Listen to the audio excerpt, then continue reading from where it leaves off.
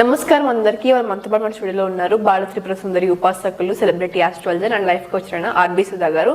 మరి డిసెంబర్ వచ్చేసిందంటే అందరం జనవరి కోసం వెయిట్ చేస్తూ ఉంటాము. జనవరి అంటే new year, new feelings.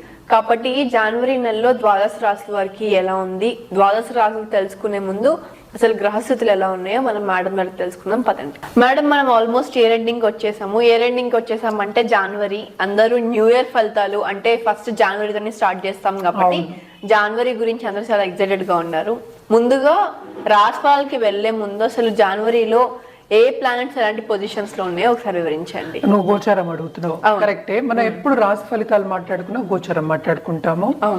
First ఎప్పటికైనా ఏంటంటే మనం మేజర్ ప్లానెట్స్ గురించి మాట్లాడుకుంటాము.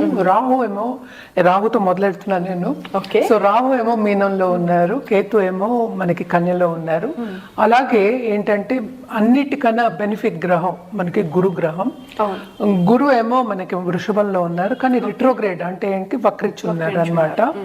అలాగే ఏంటంటే శని మనకి కుంభశని కుంభంలో ఉన్నారు, కానీ మంచిది ఏంటంటే ఆయన డైరెక్ట్ గా వచ్చేస్తారు, అంటే డైరెక్ట్ మోషన్ లో ఉన్నారు అనమాట. అలాగే మనం చూసాము అంటే నెక్స్ట్ శుక్రుడిని చూసుకోవాలి. శుక్రుడేమో మనకి శనితో పాటు కుంభంలోనే ఉన్నారు. Towards end of this month January 2025 కి ఆయన మీనానికి వెళ్తున్నారు అనమాట. అలాగే ఏంటంటే మనం మార్స్ గురించి మనం చాలా ఎపిసోడ్స్ కూడా చేసాము. మార్స్ ఏంటంటే మన కుజుడు ఏంటంటే ముందుకి వెనక్కి వెళ్తున్నారు.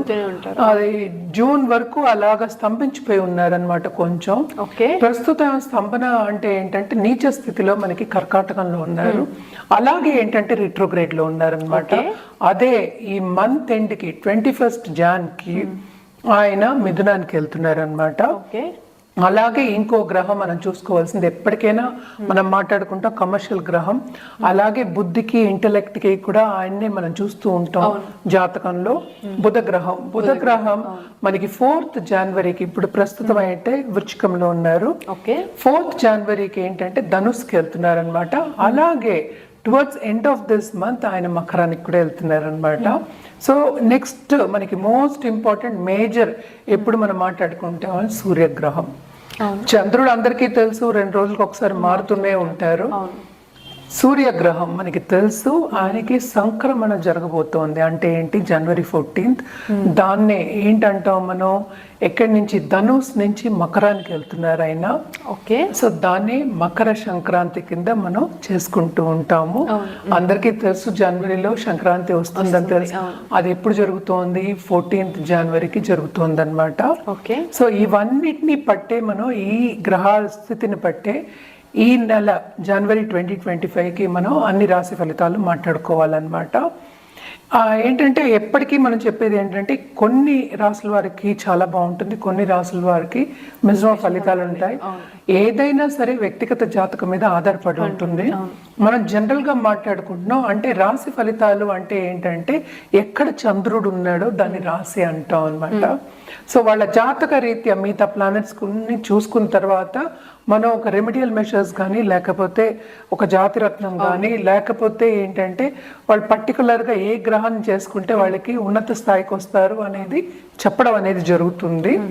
కానీ ఇక్కడ ఏంటంటే మనం ఉత్తి రాశి ఫలితాలే మాట్లాడుకోగలం, ఎందుకంటే అవే జనరల్.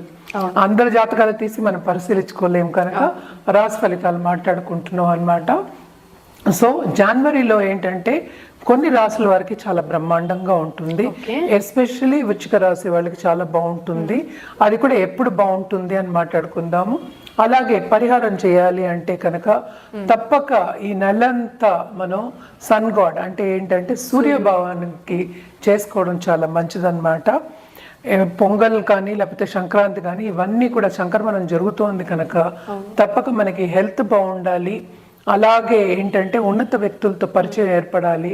అలాగే బాగా డబ్బు సంపాదించాలి, అంటే సంపద రావాలి, మనం ఆకర్షించుకోవాలి అన్నప్పుడు ఈ నెల మొత్తం అంతా ఆదిత్య హృదయం చదువుకోవడం, అలాగే సూర్యుడికి అర్ఘ్యం ఇవ్వడం చాలా మంచిదన్నమాట.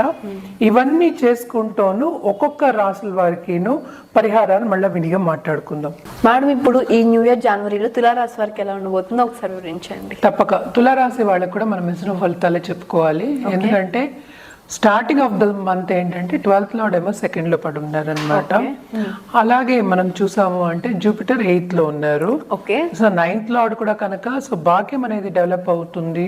తప్పక కెరియర్ విషయంలో మాత్రం ఇప్పుడు కెరియర్ మార్పిడి, ఒక చోటు నుంచి ఇంకో చోటుకి వెళ్ళాలి, అలాగే ఉన్నత స్థాయికి వెళ్ళాలి, నెక్స్ట్ లెవెల్కి వెళ్ళాలి అనుకునే వాళ్ళందరికీ first half of this month చాలా బాగుంటుందనే చెప్పుకోవాలి. అలాగే మనం చూసాము అంటే మనకి సన్ మనకి సంక్రమణం జరగబోతోంది. అంటే మకర రాశికి వెళ్తున్నారు అనమాట.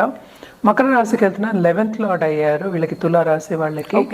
ఆయన మకరానికి వెళ్ళినప్పుడు ఇంకా చాలా బాగుంటుంది, కంఫర్టబుల్గా ఉంటుంది. So starting of this month కొంతవరకు మిశ్రమ ఫలితాలు అనేది చెప్పుకుంటున్నాము. అంటే సేవింగ్స్ అనేది కొంచెం తక్కువ ఉంటాయి.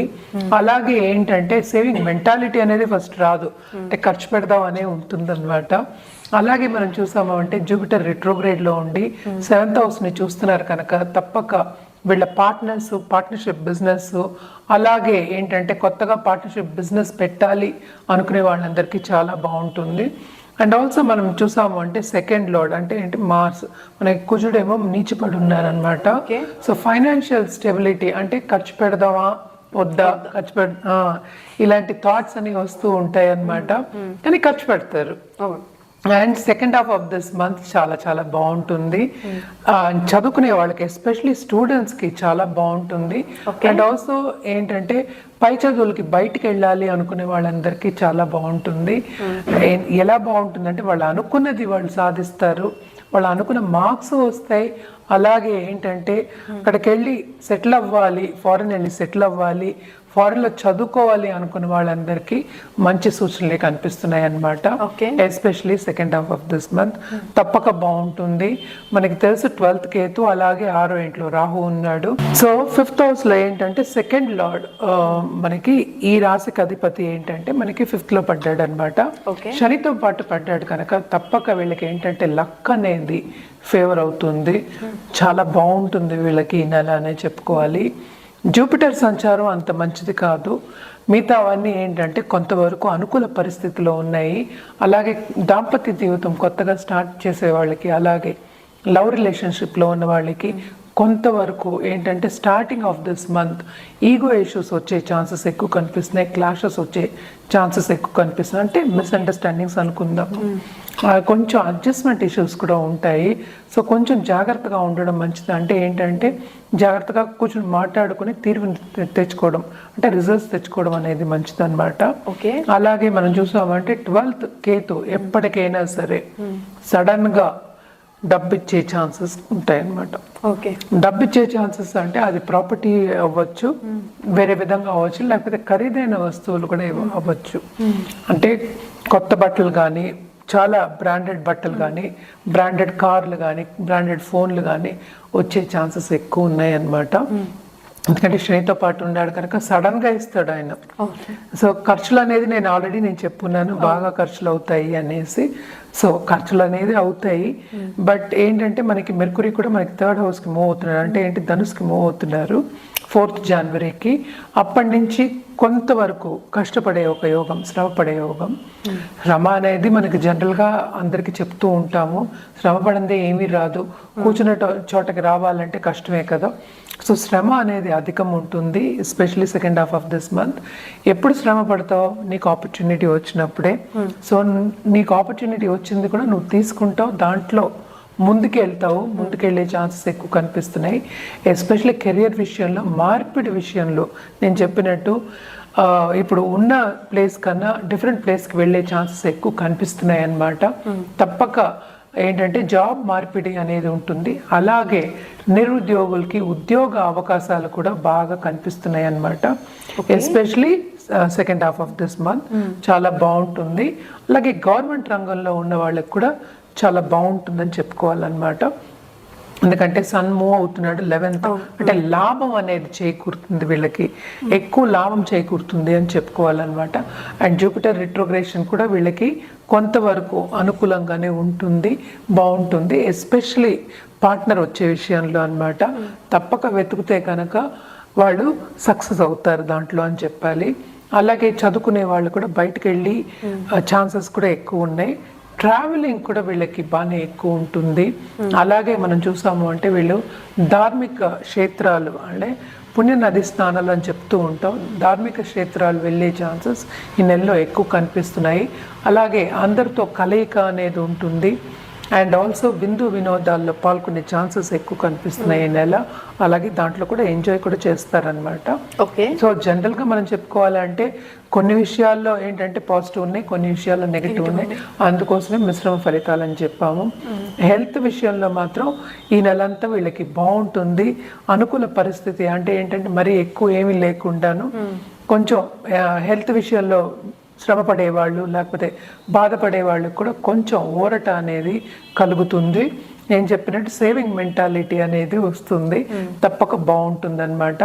వీళ్ళు కూడా ఏంటంటే రెమెడియల్ మెషర్స్ అనేది తప్పక చేయాలి. ఏం చేయాలి అంటే కనుక తప్పక వీళ్ళు గురువు కాళ్ళు పట్టుకోవడం అనేది చాలా మంచిది. అంటే ఏంటి, గురువు ఎవరైనా గురువే, ఎవరైనా సరే ఏ గురువు అయినా సరే ఎలాగూ ధార్మిక కార్యక్రమాల్లో పాల్గొంటారని చెప్పాను కనుక బాగా గురువుకి పూజ చేయడం థర్స్డే చాలా చాలా మంచిదన్నమాట. ఎందుకు ఇది చెప్తున్నాను అంటే గురువు వక్రించున్నారు అండ్ ఆల్సో 7th హౌస్ని చూస్తున్నారు. కొంతవరకు అంటే దాంపత్య జీవితం కానీ ఇంటర్పర్సనల్ రిలేషన్షిప్ కానీ కొంతవరకు అనుకూల పరిస్థితి నెలకొండాలి అంటే కనుక గురువు కాళ్ళని పట్టుకోవాల్సిందే. తప్పక గురువుకి పూజ చేయండి. అలాగే మీకు సంపద కావాలి అంటే లక్ష్మీ గణపతి పూజలు చేయడం చాలా మంచిది. స్పెషల్లీ లక్ష్మీ పూజ చేయడం చాలా మంచిది.